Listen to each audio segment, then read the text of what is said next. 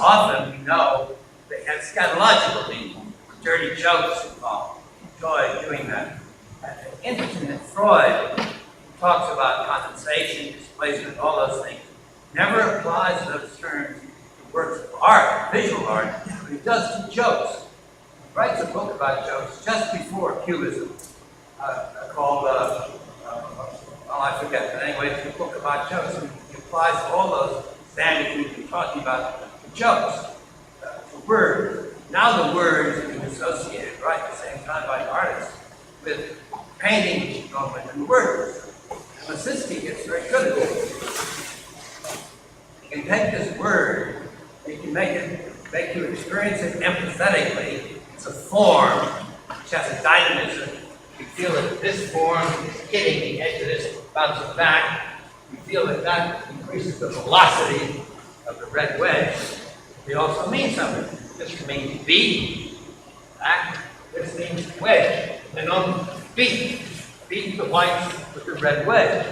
So he feels this is the way to communicate. Now art is intended to be a tool of the revolution. It's supposed to be able to communicate both with forms, empathetically, and then with words, which now are not only associational, because words are, they're signs, but are also experienced empathetically as forms. And he puts the two together. There's nothing different. A gone for a minor. That's good. Okay, you have gone. Oh, you haven't gone. Could you go try to find a mic? We're working on it right now. Well, I think this thing is maybe what's wrong. It may not be that. It may be the figure itself. I don't think it's that. So we figured it out. Okay. What was the problem? And I'll keep on shouting. Okay. Where was I shouting? It's tiring. No need to shout. Okay, no need to shout. You have it. Dave went off. It's working. It's working. You get it? It's working, so it is. Okay, thank you very much. Thank you.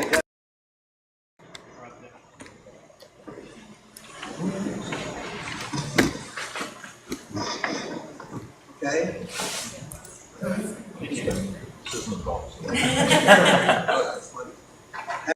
Of course, then this revolutionary program.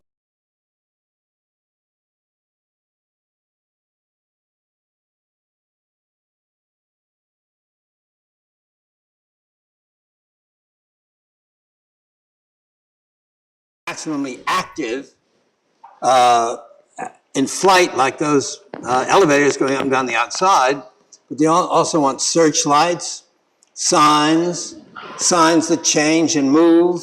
They want to get the word. They want the building to be an informational device. Now, clearly, maybe this is rarely to be used in architecture, but certainly there, we've seen it several times. And to rise from this, the Russians, of course, were able to build very little in that constructivist period. They didn't have the money. But a lot of temporary things like agricultural fairs, like this one, at Kharkov, and so on, are full of great big words and big super graphics, numbers, and so on. And we saw that the Bauhaus used it in that building in 1925. That word takes on a great formal intensity as it's down there in that Mondrianesque shape there at the side. And of course, the Karl Marx House, again, the word Karl Marx was intended to build up one's response to the building.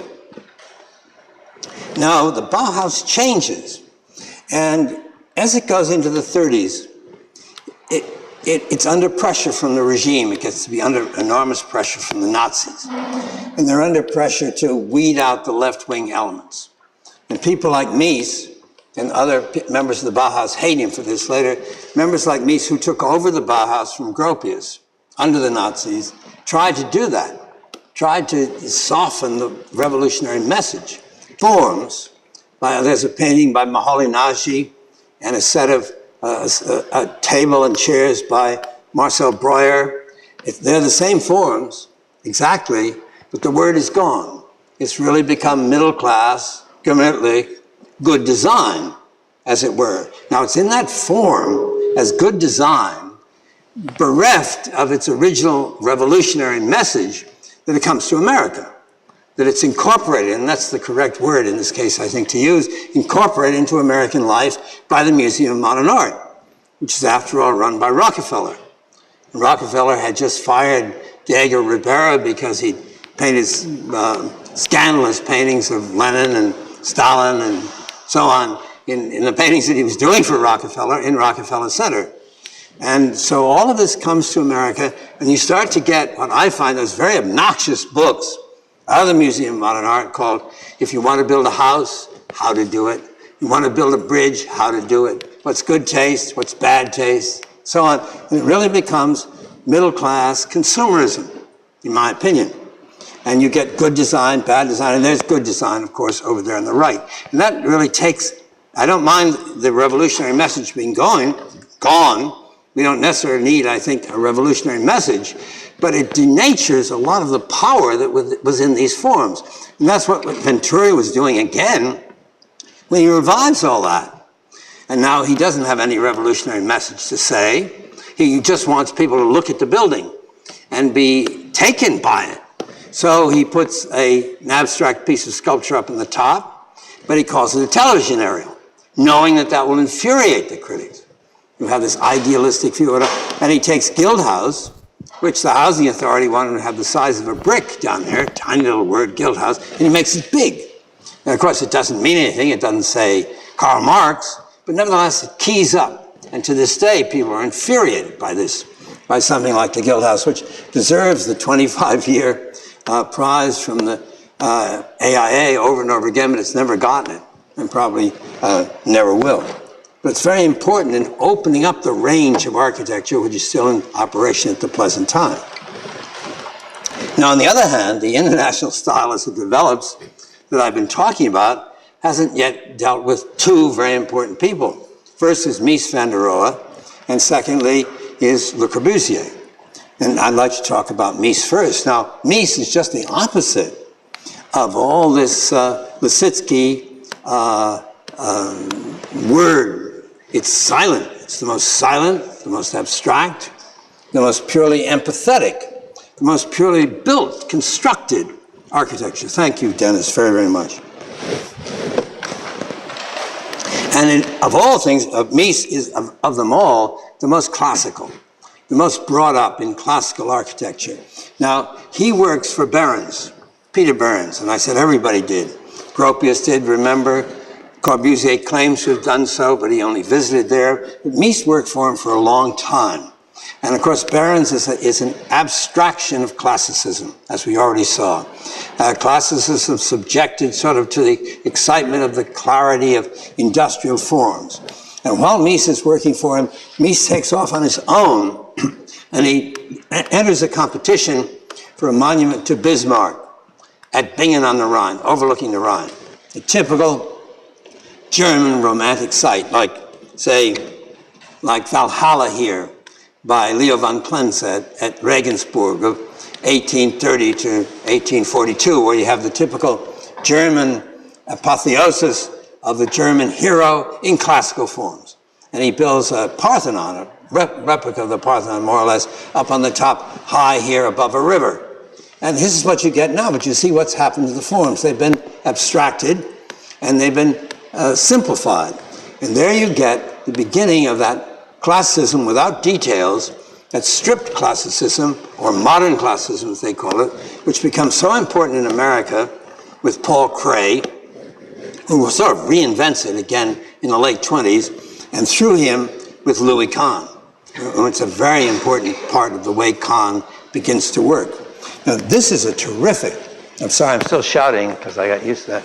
This is one of the most wonderful drawings. I've only seen it once at Arthur Drexler's show of 1986, I think it was, at the Museum of Modern Art. It's a great big, it must be a yard across or more, I should think.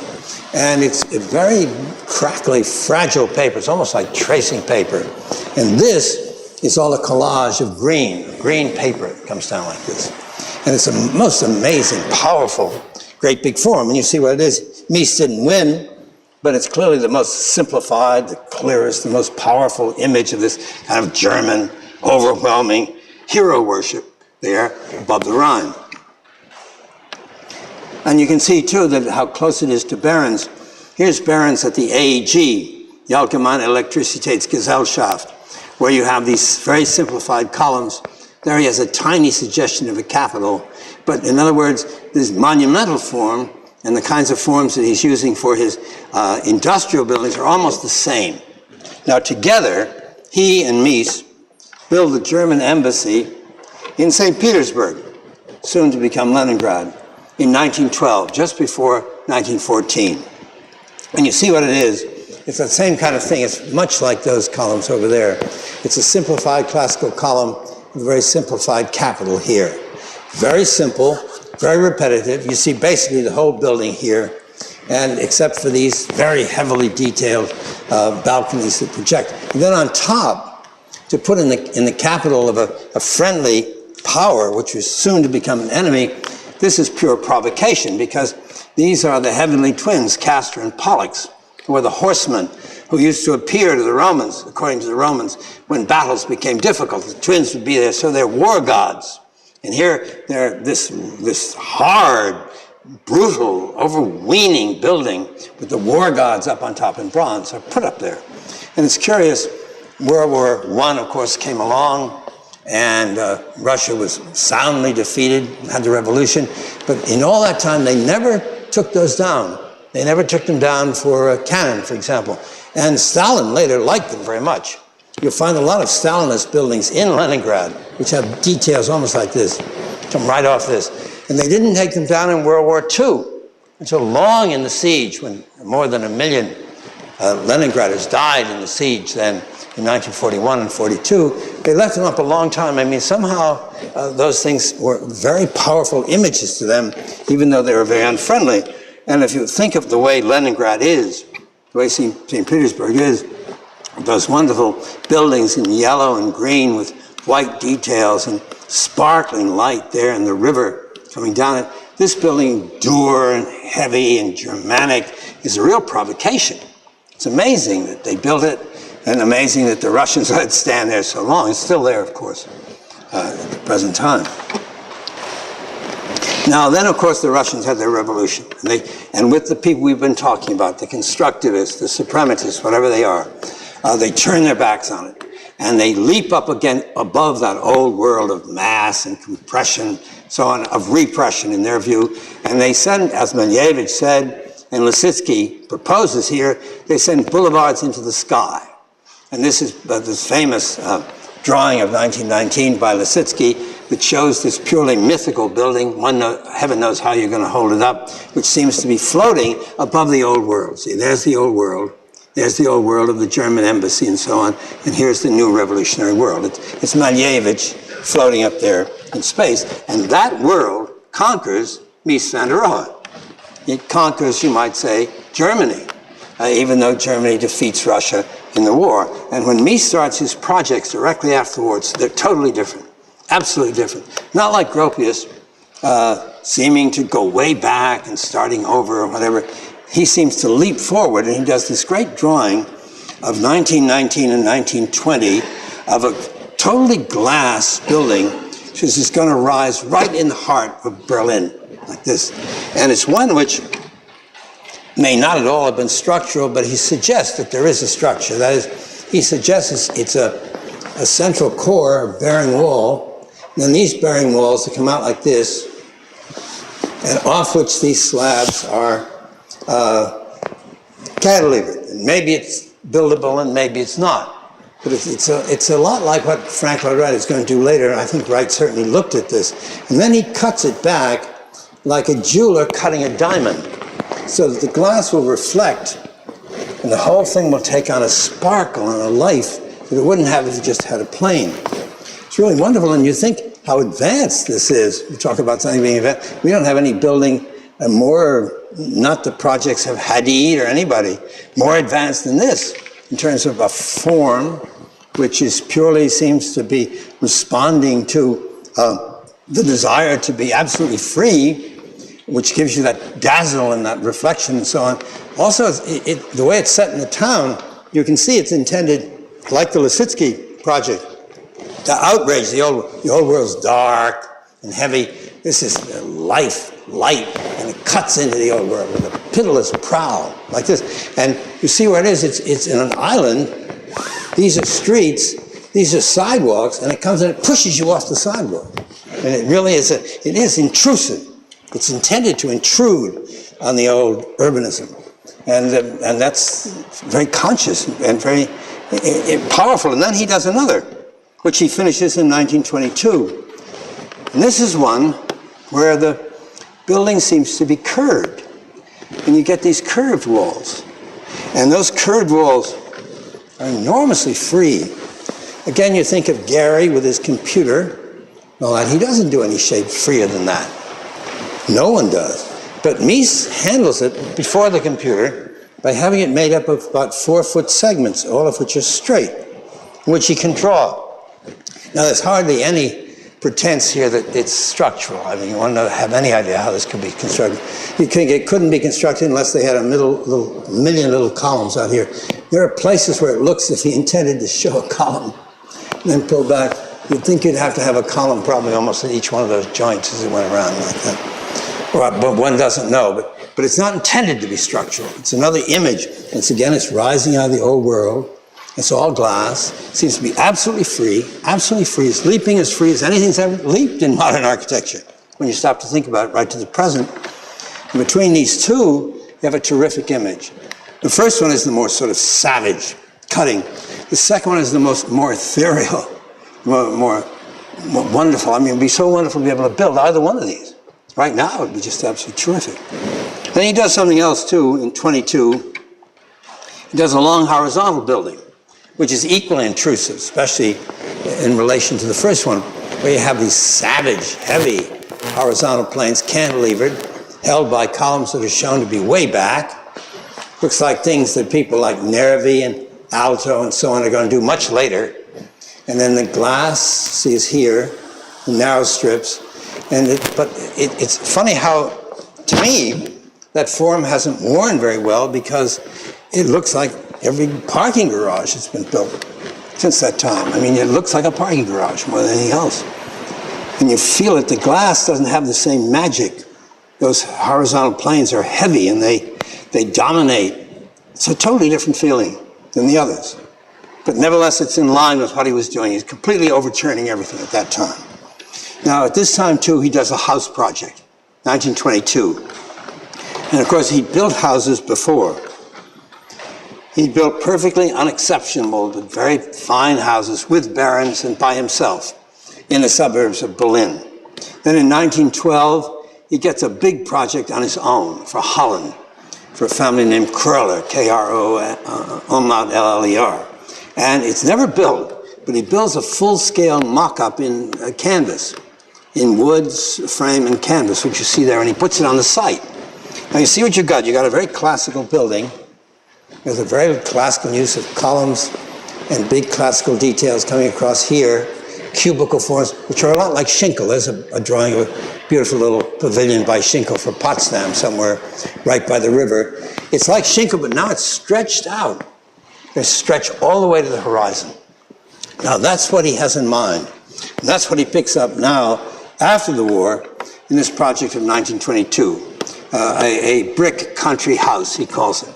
You see what you got. You got a cross-axial plan that goes like the paintings of Mondrian or Van Doesburg right to the edge of the paper and beyond. And it's a cross-axis. If you look at it, you can kind of work out where the living room is, maybe, where the dining room is, maybe, where the kitchen may be, but you're not really sure. Everything is given over. Everything is dominated by the beautiful abstraction of these planes playing in relation to each other. The functions are secondary. One doesn't even know if the functions really could be fitted in to that place. Now, on the one hand, certainly there's a lot of Frank Lloyd Wright here. If you get in Wasmuth, this is one of the drawings that's in Wasmuth in 1910. And you see you have a cross-axial plan, which, unlike most of Wright's cross-axial plan, is asymmetrical. I mean, it doesn't sort of balance. the way the Ward Willits house does. And it thickens where you have the fireplace, and it's thinner elsewhere. You have these planes. Mies just takes that, and he clarifies it, and he makes it more abstract. And where Wright has real rooms here, because he has to have those things, Mies doesn't. He still gets into his little play back in here. One doesn't really know what could happen back in through there, and how it would work. And then he shows you, then it's like Wright, which has been modified by the Dutch style of the teens. Like this is by Van Doesburg, and it's called Rhythm of a Dance. And that's what you have in the right. You have a rhythm as of a dance, which like the Van Doesburg, goes off the paper, it goes beyond it. It goes out continuously out there into space. Now he does a perspective of an elevation for it, but it's kind of surprising because it really isn't much like the plan. With the plan, you think you'd have a fluid, continuous roof plane or something of the sort, but he doesn't have that. He has heavy, blocky, cubical forms which contain their glass, and where you have the counter intention, you have mass, weight, heavy, heavy brick construction, which he loved, which he always loved. You have the counter, though, in places with a long overhang going out, as here. You have two things, it seems, two things sort of in conflict. Now that brick, cubical, heavy, closed brick volumes that he makes, you find it in several places. This is a monument he does, a little bit the way Gropius did his monument at Weimar to the dead of the revolution. This is to two communist deputies in the Reichstag, a man named Liebknecht and a woman named Rosa Luxemburg, who were pulled out by the right wing and shot. They were dragged out of their seats and shot out in the courtyard. And he takes, as it were, the wall that they stand against. Then he makes it move back and forth in a paroxysm, like this. And as they're backed up the wall, so he has the emblem plastered against the wall. It's enormously, seems to be enormously powerful. You see it here. You can feel their agony really in it. It seems to me this too is kind of expressionist. It's an expression of some of that emotional power that we don't expect from Mies at this time. But it is the block. You see how it could be put it right in there. It's those things, you turn them around and they're coming up out of the wall. Now, all his buildings, all his houses of the 20s have that duality. They're in part cubical brick masses. Some of them are purely that, with beautiful, wonderful rectangular windows cut in them. Very static in that sense. The other is that they almost always have some kind of cantilevered concrete slab that's going out and trying to claim space, going out and trying to move out and across space like Wright's plans. One of them is a house called the Wolf House, the Wilf House at Guben in Germany. You see if you look up that myoid mass almost, it's built up here in the garden, you see that's what you have at the top. You have the cubical masses, and then from it you have this long cantilevered slab that comes out like this. It's carried on this beam right here. But you see here, he's in two minds. There are these wonderful things, and you find them in a lot of houses. The windows well back from the corners, like this, set clearly, statically in the wall. Beautiful brick construction, beautiful masonry. And then the other impulse is to get out there and go fight out into space. Now, the place he brings all that together, I think without any question, is at the German Pavilion at the Barcelona World's Fair of 1929, Barcelona in Spain. That's where he brings the continuous slab and the sense of enclosure or the block, which now turns into thin walls which are enclosing space, but they still enclose the building. It's all free within it, but on both ends of that long platform, he encloses the building. Now, where that is, too, in the exhibition is important. The exhibition is right set up in this area under the great Bellas Artes here, which has this wall, which you see right here. And this wall is right there. So this building is right under the wall. And the way it's set up is there's an axis that starts here with these columns. And these big colonnades are built in 29. We'll see how they come back later. Bofield looks at these and not at the pavilion, because the pavilion is gone by then. When he is looking for inspiration, nobody would ever have thought in 29 that anybody would. The fair is all through here. Right at the top under here, there's a cross axis that goes across right under the wall. This building is intended to be at the end of that cross axis. So as you can see here, light is coming this way. You're supposed to have an open boulevard coming right toward it like that. And later, when this building was reconstructed on this site, there had grown up here a great big heavy concrete bunker of a building which completely blocked that view. Have any of you seen it recently? It's been 20 years since I saw it right after it was reconstructed, and it was terrible. It shouldn't have been there. I mean, it lost all its point. It would have been better to reconstruct it in a park in Hamburg or something like that. Now I understand that building is gone, this one. But I don't see how they ever got it down. It was almost solid concrete of the 1960s, because that building was intended to receive the cortege at the opening of the thing, where the King and Queen of Spain came in this direction, came up here, and then sat there while various things were read to them and so on. Now, his first plan for this, which was in Drexler's show in 1986, was simply like that. Two like this, with a stair coming up in the middle.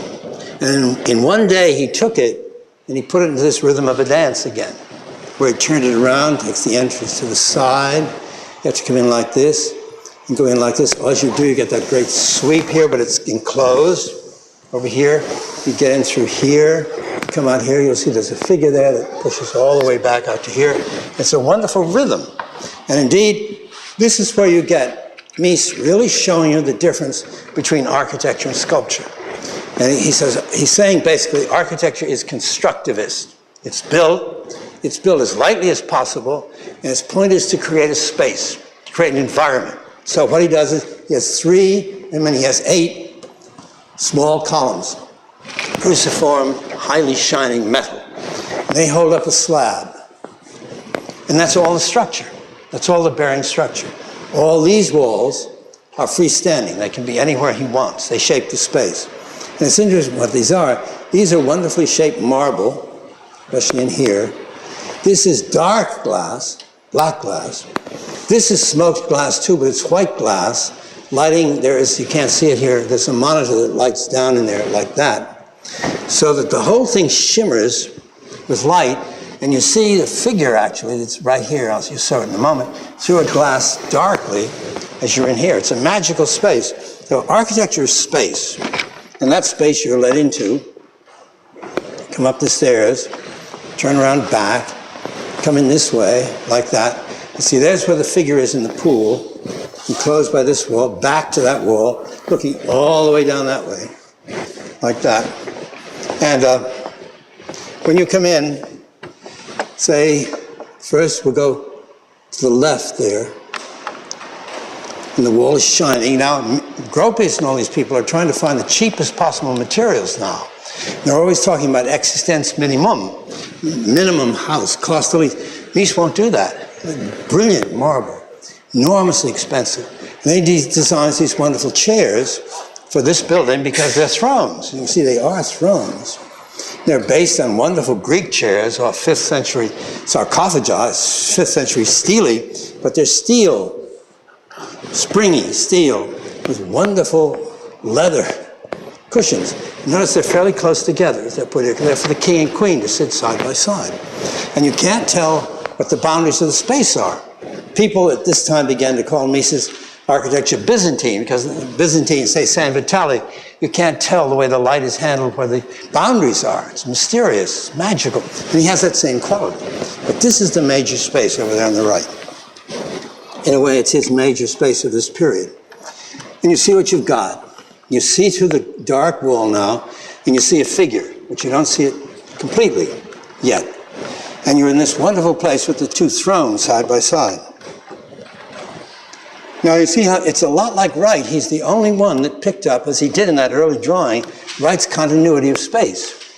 That's why he keeps Mies's ceilings are always pretty low. You see, Corbusier didn't care for that at all. Corbusier is way up, encloses you with the sides. He wants to flow horizontally like this. Then he cleans up all Wright stuff. And all of a sudden it's almost nothing. Very clean, very shiny. Look at those columns. It's almost as if you took Wright and subjected him to Mondrian. And I like this Mondrian with the Mies because it's an unfinished one. You see, he's not quite sure where these lines are going to go. And somehow it got left unfinished. And that's the effect you get there with the thin mullions and the black glass. It's a little mysterious, like this. Now, these photographs I've been showing are the great old glass plates, talking about these guys who put the black hood over their heads and set up the thing for an hour and take it. They're not quick shots. But here's a quick Kodachrome shot in 1986. And here's the way they reconstructed it. Now, see, look what can go wrong. For example, to me it's a little thing, but it loses everything. That is, they put the chairs too far apart. It seems like, look at it, you missed it. They're not together anymore. No sense. Then they couldn't find, of course, the same piece of marble. And you don't really know what color that marble was, but it gives the effect of being quite light. This is a monster. This orangey glow and these great big brutal shapes really don't seem right at all. And then they don't have smoked glass, or if it is smoked, it's feebly, so you see right through. All that magic is gone. I don't know, I found that it didn't wear well. You know, to me, having been brought up on the photographs, it's, I suppose, an anomaly of modern architectural publication. The photographs were more beautiful to me. They were more the building than the building when I walked into it in 1986. You saw so many expensive lawyers' offices like this, or even gas stations, not so different. It's funny how much something wears. Anyway, it's hard to tell. Have any of you seen it? Do you have any problems with it? You like it? I liked it too. Anyway, but what you come finally to is that figure. Now here's where he tells you, what is architecture? Architecture is space. Architecture is abstract. It's constructed. It's constructivist. Light planes. What is sculpture? Sculpture is the embodiment of the human act. What does the human act do? The human act creates the environment. The human act creates the space. So this is what he always does. He could have had a piece of so-called constructivist sculpture here. There were lots of them at that time, by Gabo and others, where you'd have this, you'd have an abstract piece of sculpture. He didn't want that. That won't do for him. It's got to be a solid figure. Here a Kolbe, a classical figure, which can gesture, which can embody, and you can feel empathetically the human act making the place. Sculpture and architecture is the best definition you can possibly say. Mies is the clearest and purest expression of those two truths. The basic thing, in the end, architecture is environment. In the end, sculpture is act, body. And that's what he does. And then that wonderful act, the only diagonal is that arm, that figure, is enormous. And you see, notice how it contrasts with Wright's use of sculpture at Midway Gardens, where the sculpture consents to the architectural dominance. It doesn't say, I'm creating it. It says, I'm created like it by some other force, right? With that American, maybe, we're supposed to be the people who make the big decisions, the individuals. We don't care about tradition. We don't come, but it's just the opposite stated here. It says, we're the ones that like to conform. And it's through the 19th century, of which Wright is, in a way, the complete climax. It is the desire of all Americans to become integrated into America, to all have the same dictionary. Webster's is very important for that. And that's what they do. I'm part of it. I'm part of the environment. I belong. But that is saying, I do, I make it, I create it. Whatever you can take in way of generalization, it's a small scale, but beautifully intense embodiment of that basic difference between the human act and the environment, where the emperor pushes the buildings back, makes the place, overlooks Rome. It's the great Campidoglio by Michelangelo with the figure of Constantine here. There you have the same thing at small scale. And it goes way down at the end. You see it, you just see the arm out here.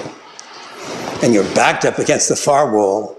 And you see that act has to be continuous. It creates that environment, goes out from it, but it's finally contained, but it goes out from underneath the overhang, goes out into space, goes by the water, picks up another place, but in the end, it's contained like that. It's a wonderful balance. Now, right after this one, he does a house, which is really quite different. And here, and I want to show you. See, the trouble, architects and historians, they go there and they can stay a couple of hours. Whether the light's right or wrong, they pick up the camera and take a shot.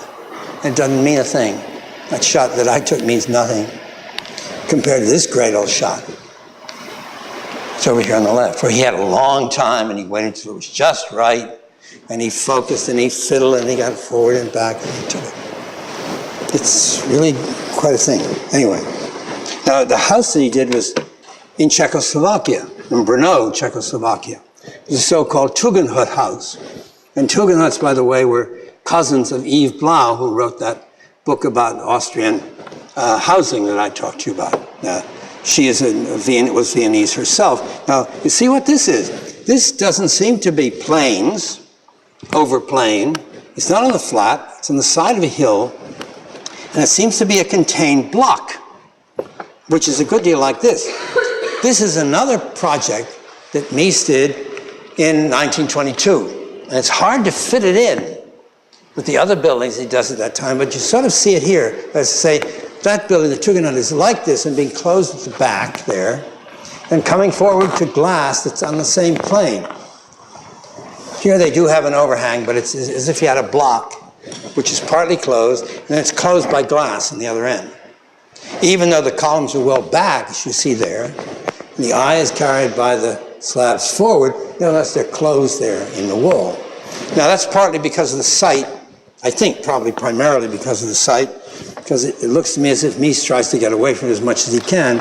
Up above, at street level, up here, you have this entry, because you come down here, back in really a really deeply contained area, then you come out here and all the living is sort of like there, basically. The sitting place here and the dining, and you see you're pushed pretty close up to the glass. And I've always felt that it's too close, especially when it's down like that. You see, it's tight like this. But then what he does, Mies does, is electrically, all that glass can be lowered right into the floor, so there's no glass. And it seems to be dangerous as can be. You could hurt yourself seriously falling down there, but it has that same thing trying to let it open and have no barrier. But it doesn't carry through. And I wonder if he was satisfied with it, because the next year, 1931, 32, he did a little housing project for a show of housing in Berlin. You see, he goes back to the type of the Barcelona pavilion. This, I think, is a very important little piece of thing. Notice what it is. It's all indoor and outdoor living. Indoor and outdoor living really mixed up one with the other. And I say Gropius was designing these little houses that he hoped could be built for nothing and owned by people who didn't have any money. Mies don't give a damn about that. I mean, that is a very luxurious use of space. That would be expensive by anybody's criterion. And Mies is supposed to have said, when Gropius taxed him with this, he's supposed to have said, you should pay the workers more so they can afford me. There's something to be said for that too. But nevertheless, this is a building that has no doors, except right in through here and in the bathrooms. See, you float in like this, like that. You have doors here into the bathroom, it goes out like that. It's partly enclosed out here again. One piece of sculpture right there, critical point, looking back like this. And the whole thing is in wonderful flow. Now, what you have here, it seems to me, is almost a prototype of almost all the so-called case study houses who were built by the publication California Art and Architecture. Any of you ever look at that magazine? When I was young and trying to study this stuff in the late 40s, it was the only place you could see modern houses in America. There was an editor named John Entenza who ran Arts and Architecture and started a case study project. And they built hundreds of case study houses, and you've got a good publication of them here in your library. But the basic thing they did was set up that California modern image of inside and outdoor living, which is perfect for California. And that's exactly what you got here. And every one of those houses, it's almost as if every one of those architects in one way or another had looked at this plan and modified it one way or another. Some of them closed it up more, some of them opened it out more. It's basically the same thing. Mostly all two-bedroom houses. There it is. So I think it's and those were seemed so fresh at that time. They're very simple-minded, those houses. They had nothing to do, they didn't even consider what they were doing. The typical FHA products, individual houses built out in sprawl, built out in the suburbs, no sense of any overall urbanistic problem, nothing like that, no sense in the city. Nevertheless, that's the way things were at that time. And for those of us interested in architecture, there it was. You see how beautiful, again, that little piece of sculpture is out there in space. Now, right at that time, right in the early 30s, there comes a kind of break. And that break, of course, is brought on by the Nazis. The Nazis take over, and Gropius leaves the Bauhaus and then leaves Germany very soon. Mies takes over the direction of the Bauhaus. Mies is utterly unpolitical. That is to say, as Philip Johnson said later, he would have happily worked for Hitler. He tried to work for Hitler. Johnson said he would have worked for the devil. The devil was a client. He would have too. I don't know what you think about that, but he just focused. All he wants to do is make that image of human act in the perfect space. That's what he wants. That's all he cares about. All he cares about. I mean, function means nothing to him. I mean, when you're talking, you think of all the propaganda of the international style. It's totally the opposite with Mies. So he enters a competition for a war memorial to the dead, German dead of World War I, in the Neue Wache, in the Schinkel building, which you've seen here. And I showed you the interior of it as it is today. Now it's a memorial to all the victims of repression. That's what the West German government, the German government call it. And it has a statue by Katie Kollwitz here, a wonderful proletarian woman, etcher and painter and so on. It's blown up in scale of a mother and child here. That's the space. You see how Mies says, same space. I don't know what he did up above. I don't know what that plane means at all. Clearly, though, he wanted to cover it with marble or something more than that stone they've got there. But I want to show you again, it's the figure in the volume of space, but how imprisoned they look there. And how, without body, they look like shades of men in there. Very sad, tragic thing. He also was picked to be one of very few entries in a competition that was very important for the Nazis. It was the new Deutsche Bank, the new national bank. And as you know, the Nazis had no money, but they had a wizard of a financier named Hjalmar Schacht. And Schacht somehow was able to work it all out, so they did have money, were able to function. And this bank was going to be very important to them. Mies's proposal here, I think, was really a pretty wonderful building. You see it here, it's bending toward you, like this. That's the main entrance on the main street facade. Got these three long things coming toward you, like this. On the other side, over there, those stick out. A really very powerful repetition, it seems to me, of forms. It seems to me a very powerful form. Now, people like Sybil Moholy-Nagy, who married Laszlo Moholy-Nagy, who was in the Bauhaus, later, when she was in America, teaching in America at Cooper and so on, attacked Mies as a Nazi. Not so much, curiously, this is the madness of modern architecture, not so much because he'd entered the competition, but because he'd done a symmetrical building. He did a symmetrical building that meant you were a Nazi, it meant you were a fascist. It's weird. I can remember a student at Yale, somewhere in the early 60s, designing a building, in the mid-50s, designing a building which he said, I can't help it keeps coming out symmetrical as a railroad station. He said, I can't do anything about it. It was a symmetrical building. It was hard for him to do it. It was really hard. I mean, that seems ridiculous to you or to anybody, but at that time, it had to be asymmetrical. That was the Bauhaus law. Otherwise, it was Nazi. Those things. Anyway, this is the building. He didn't win, but he wanted.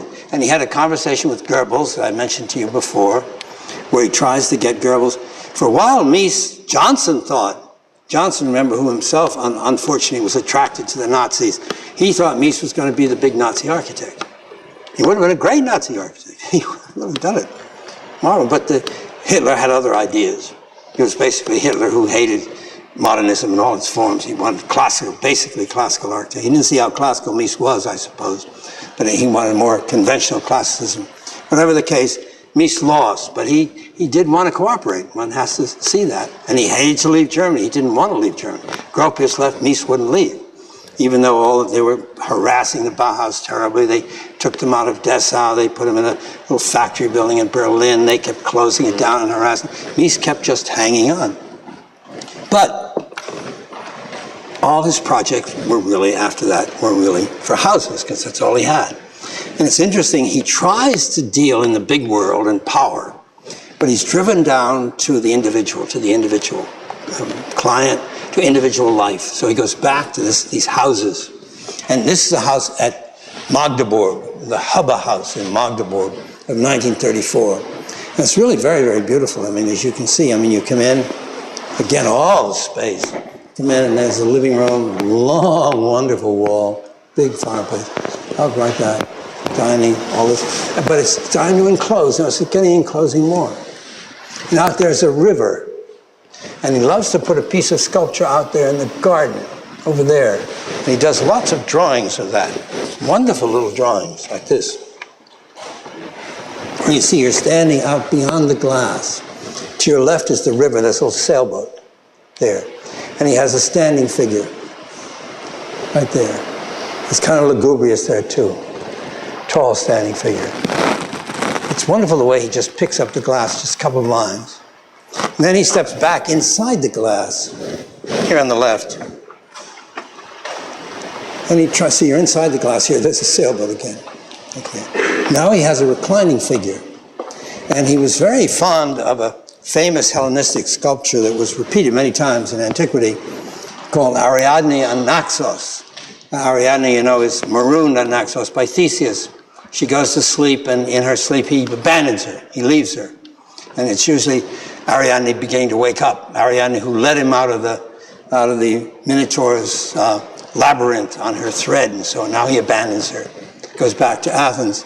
But the model he uses, though, basically, is not a German sculptor, but a French sculptor named Aristide Maillol. And Maillol is working especially in the decade before this, but he's still working here. He had a great influence on Picasso, especially on the Demoiselle d'Avignon, which we can't go into now. But this is one figure of his called the Mediterranean. And you see, it's like the severe style, early classic style of Greek sculpture. Very solid, very calm, powerful, solid mass. And you see, that's what Mies loves.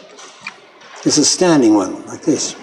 And see, she fits perfectly as the image of the human presence in what I think is his most wonderful drawing of this whole period, which is of a courthouse, where now those walls have enclosed the whole thing. And you see, there's the solid body, there's the glass, disappears, tiny detail, there's the cruciform column, just one thing like that, space going behind it, and that's all. And you can feel the presence and then the space expands around it. It's enclosed, you're private, the Nazis are out there, the world is out there, the chaos of the world is out there, and you're in perfect space. Perfect, but you don't feel constricted. It's like this. And he does these wonderful plans, of which this is the most famous one here, where he has these 3 houses in a block. There's the block. You see how antithetical to North American urbanism this is. I mean, it's completely private, nothing to the public, no. You know, Coral Gables, you can't plant out the front of your house because the people going by have a right to see it. It's really what it's about.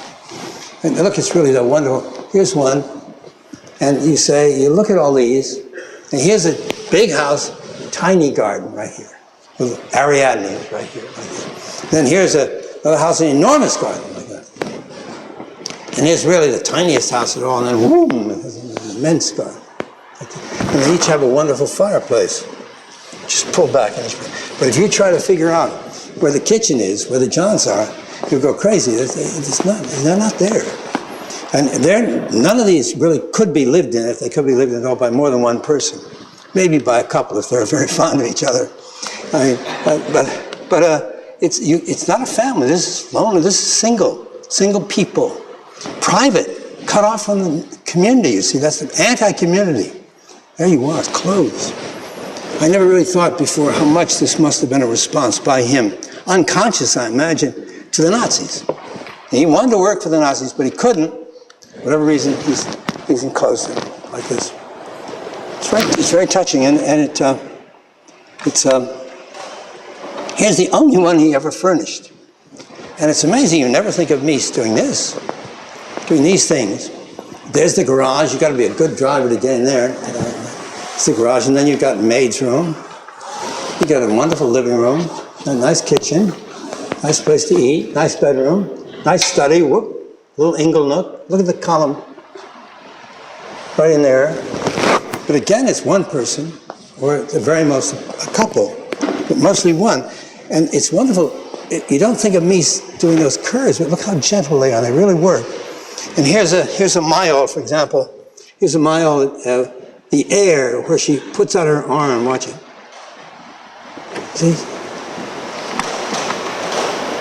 It's really pretty. I'm kind of confusing now between architecture and sculpture, you see, but the spaces are really her act.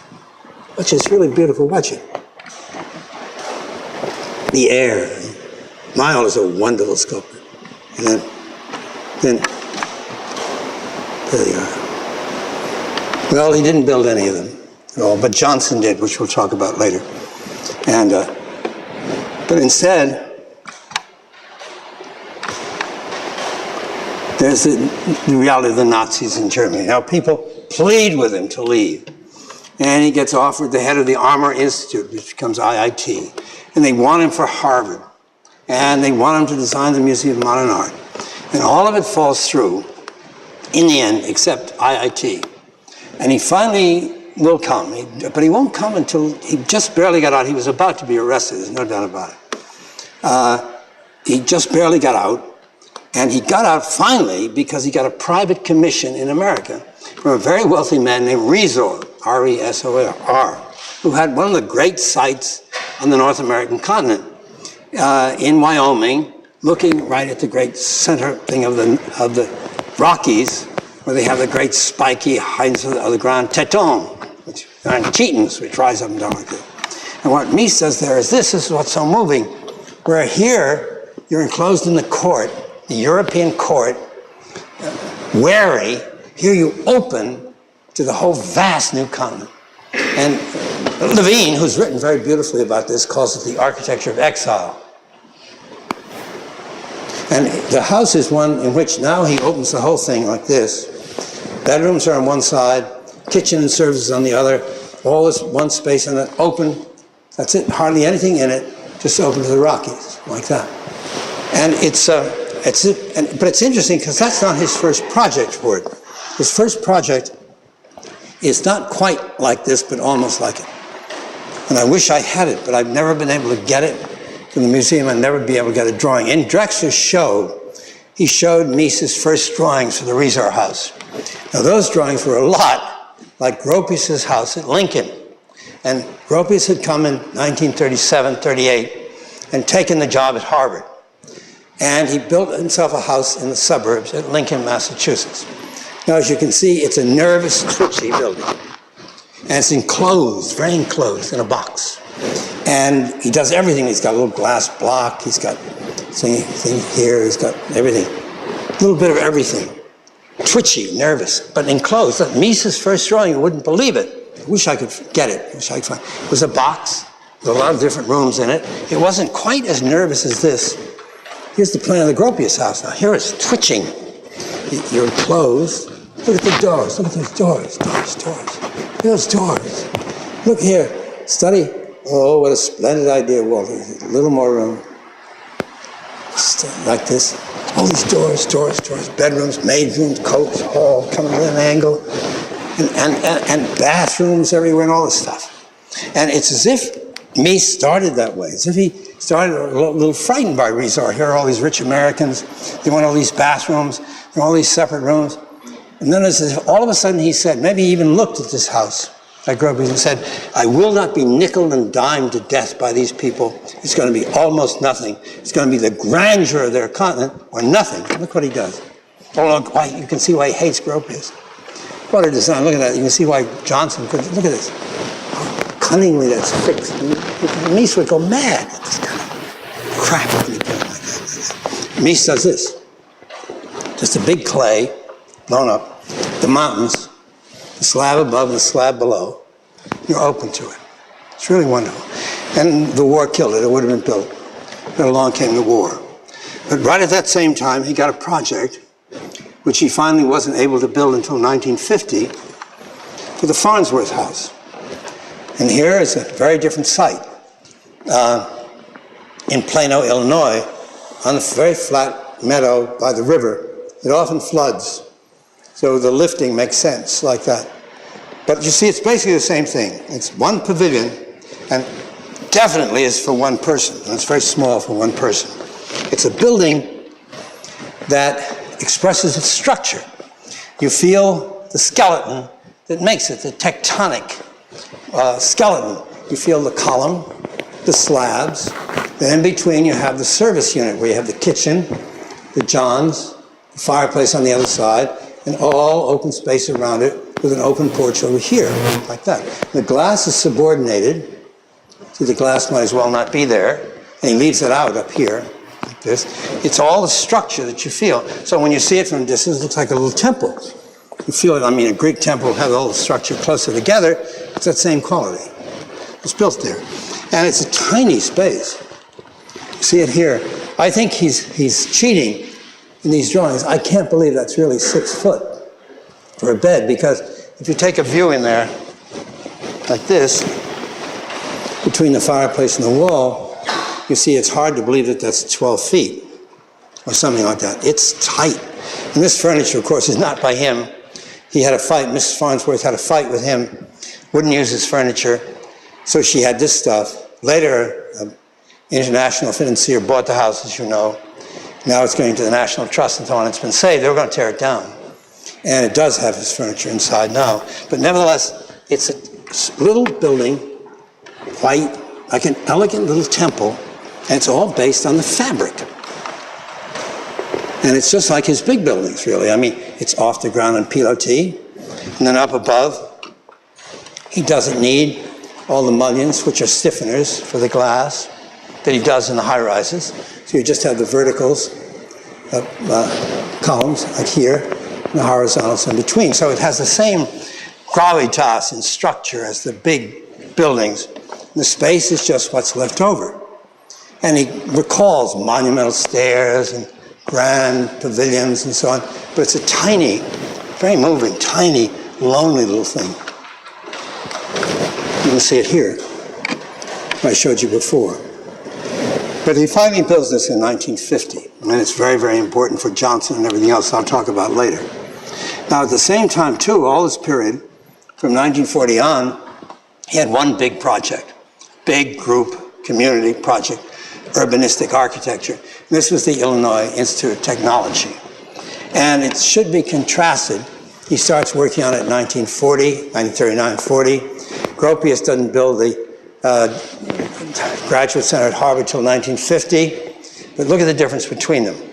Gropius is, again, very nervous, all twitchy, all pulled inside. Buildings connected with walkways. No space that is a space. Space is only what's left over after he stops manipulating those things. It's very kind. He moves the building, wants it to gesture, changes the things. Like, look at the Mies. Look at the Mies. This is, you say you couldn't stand symmetrical design. It's against the law. Look at the symmetry of that. It's mad symmetry. Come in here, like a great Renaissance square, two repetitive shapes of auditoria, same shape on both sides. Absolutely centralized, symmetrical plan, monumental. You notice the one thing, this building and that one are both oriented that way. That's he's pulled by the orientation. Doesn't have it in, looking in, but it's all right. Nevertheless, you can see how they're different with that orientation, but that big basic space, the central cross axis. Now he has to change it because there's a street here, and he wanted to take the street out, but they wouldn't let them. So it comes like this. The buildings are smaller. But it's the same thing. You come in here, there's a central space, and now for the first time, you've got to understand it, see it from this point of view when we saw it published. For the first time, you had buildings making a symmetrical, traditional volume, a plaza, a traditional volume of public space. Buildings symmetrical, closed, making no gestures, able to be used for anything, pure types, like an Italian palazzo. So that, and there you have it, and I think that view is probably like this, right here. Or somewhere like that. I'm not quite sure where it could be, now as I look at it. But it's at a corner of that wonderful symmetrical space. And you can see how different it is in the Gropius, where glass right behind the column. Imagine Mies would never allow. Look at that, size of that column, this and side. Then the gesture of the glass. There is no space except what's left over when the things stop twitching. That's really what it amounts to. like that. And so right away, people like Peter Blake and I and other people started talking about this as being related to Renaissance design. And you see it right away, you think of the Piazza dell'Annunziata, which I talked about before. Remember, the first space positive, where the buildings are there as sets to shape an urban space, not the space left over when the buildings are finally stabilized, which is what you get in the Gropius. Now, of course, the scale is very different. The scale in Mies is very small, after all. These are much bigger to see the scale. But nevertheless, we all felt that. It wasn't really Renaissance design, but it looked like it. It opened the mind toward that kind of design for the first time in a long time. And he had another problem. Here, out in nature, it's open-ended. And so there are no walls, just the glass. Here, it's closed. He needs privacy in the buildings. He needs to close the ends. He needs to make them self-contained closed volumes. How does that work? You see it like this. Here's one of the basic buildings, Alumni Hall, one of the first ones. The first principle is like the Palace or like the Marshall Field Warehouse. Big symmetrical open volume of space with a regular bay system. And put anything you want in it. Design any way you like. That's the main thing. That's all. You don't try to make it be special. You can use it for any variety of things. The basic type, sense of type, he really understands it completely. And nobody else understood that. Then the structure is really so wonderful. It's steel frame, and he wants you to feel the steel. But the steel needs fireproofing, so he fireproofs it. A lot better than the World Trade Centers for fireproof, good thick fireproofing. But he wants you to see the steel, so he applies perfectly gratuitously steel sections to the outside, like that. Then he fixes to those steel sections here to take the brick. And over here, section, shaped differently, to take the glass. So you get this great corner. Then you have the brick, which you see here, and remember his students draw every brick when they're working at the well, you people do that too. That was very rare. And then here there's a stiffener. And you can see it right here. There's the corner, which you see here. There's the stiffener. And then in between you have brick and glass. So you have panels that are closed and panels that are open. And that, of course, is the type of the Bibliothèque Sainte-Geneviève. As I pointed out before, solid, plain. Within this frame, you have closed and open, like that, in a rectangle. And of course, it's the back of the Altus Museum. It's Schinkel. Here's the back of it, all the columns on the front. You get back here, he's got the drain pipes in here. It goes to all that trouble for the drain pipes right down through in there. You get an articulated corner, a little bit like Mises, like this. Here. Now, there's a funny thing about that corner, though. You see, he doesn't want it to pick up water, so it stops above ground level. And that gives you this very light, it doesn't, totally the opposite of Barron's. Right there when Mies was young, these heavy, really heroic thing. This is very small scale, and it gives the curious effect, when you see it, of being set down over the building.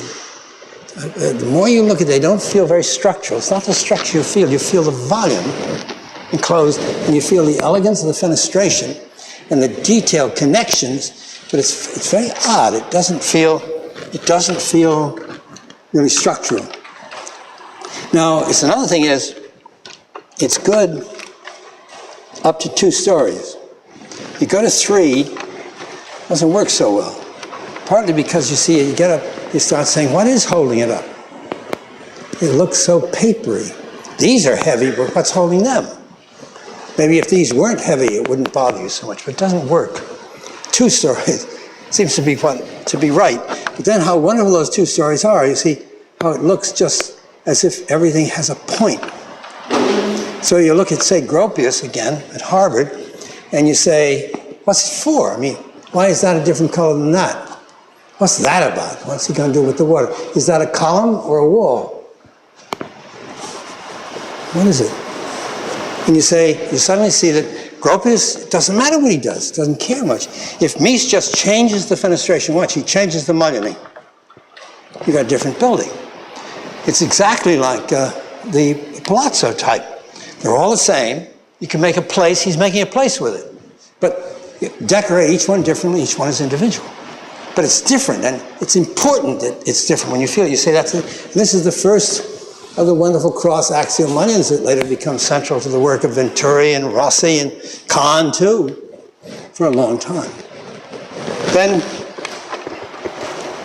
you get the other thing. You look at the way the brick and the glass is, and you see right at that area you've got a staircase coming down, and then you see why you need the brick above the beam here, so the staircase doesn't get all tangled up with the glass. And then the staircase comes down, steel, simple, against the brick, and then the lights above, and it lights it, floods it with light. There's no confusion here.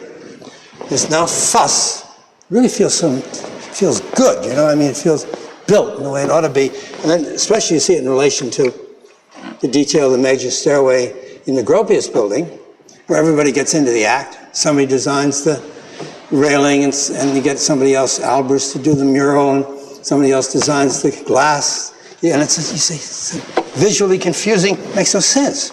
Well, this one, you see, look at the difference between light and a staircase against light, with the light coming down from above, and this thing with the red door, and then all that fussiness in the window, the thing behind it.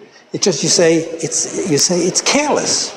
Whereas Mies, you say, this is right. This is the way it ought to be. I'm trying to give you the way we felt when we saw this, the effect it had at that time.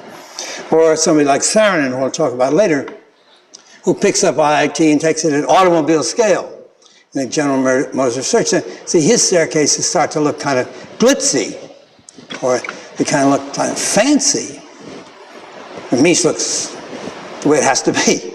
I don't say that is the way it has to be, but that's the impression he gives. And finally, of course, that's all he'll do. But you see, they say, well, almost nothing, by nix.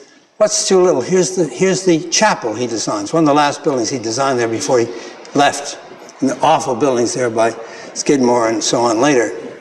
As you see, people say, a chapel must be more. It doesn't bother me, actually. I like it this way. I mean, there's a good covenant, there's a Bible, there's a cross. What do you need? I mean, it's dignified structure. Anyway, I don't know, but that's the question. Venturi later will say less is a bore. And it is, unless you do it like Mies. So when he finally builds the penultimate building there, finally the big architecture school and the engineering school, Crown Hall, he puts the engineering school down below in the basement. The architecture school has all one open space with no structure felt inside because the structure's outside, with great big beams outside from which the ceiling is slung. So all you have is the glass. Some of it's smoked, just enough to close the volume, right there. You see the person in it. There's the same thing. There's the person, now big space. And it all comes out in Houston, in almost the last of his work in the late 50s. But this addition to the art gallery comes out like this. He's given the first exhibition. He puts sculpture, almost all Mayo, some German, small, you see, in that great big space enormous. And how different it is from the Barcelona Pavilion, where the space is small, figure's big, you feel the figure make it, right? Watch this, the change. Is that what we are? See small figures in big space. Yeah, it's really moving if you see it right. We make it just our size. We dominate it. We're lost in it. And it's a kind of mournful exhibition. He takes it out in front of it like this. There's where he uses his German sculpture, Kolbe, and it's lugubrious. It's sad. Look like concentration camp victims. Seriously. Amazing. Touching. I'll finish him up next time.